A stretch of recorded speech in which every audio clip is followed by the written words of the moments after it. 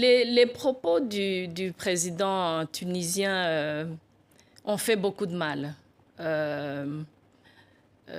Personnellement, j'étais très choquée parce que c'est un homme que je connais un peu, que j'ai rencontré à plusieurs reprises. J'ai co-présidé le dernier sommet de la francophonie à ses côtés. Et c'est d'autant plus dommage qu'on sort de Djerba, de la Tunisie, la francophonie qui, dans sa chair, est une organisation basée sur l'entente et la solidarité internationale, sur la rencontre et la richesse des peuples.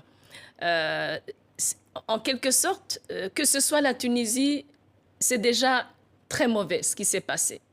Et les mots surtout que le président tunisien a utilisés, des hordes de migrants, enfin, on ne parle pas de hordes pour des humains. Moi, je viens d'un pays où il y a des parcs nationaux, on parle de hordes d'animaux. L'idée que les subsahariens viennent en quelque sorte diluer ce qui est bon, le côté arabe des Tunisiens. Pour moi, la Tunisie, c'est un pays à la fois africain et arabe. Il n'y a pas de doute là-dessus. Et j'ai eu l'occasion d'exprimer mon mécontentement Oui. au Vous président. le lui avez dit directement? Je lui ai envoyé une longue lettre.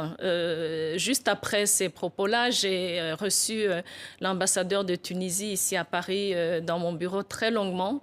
J'ai vu depuis lors que le président Kais Saied a essayé de corriger le tir. Il a dit que ce n'est pas un homme raciste, qu'il a été mal compris, mais sincèrement, les propos du président tunisien ont vraiment révolté beaucoup d'Africains, dont moi-même, qui suis de l'Afrique subsaharienne et j'ai vécu dans ce pays, j'ai travaillé en Tunisie.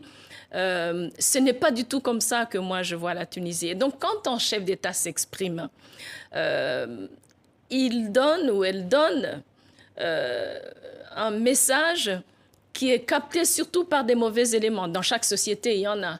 Le fait qu'il y a un problème d'immigration illégale, ça c'est normal qu'un chef d'État s'exprime là-dessus, qui parle du problème que ça cause, mais j'ai trouvé ces propos extrêmement choquants et j'espère que on va essayer d'assainir, mais ça a fait beaucoup de mal.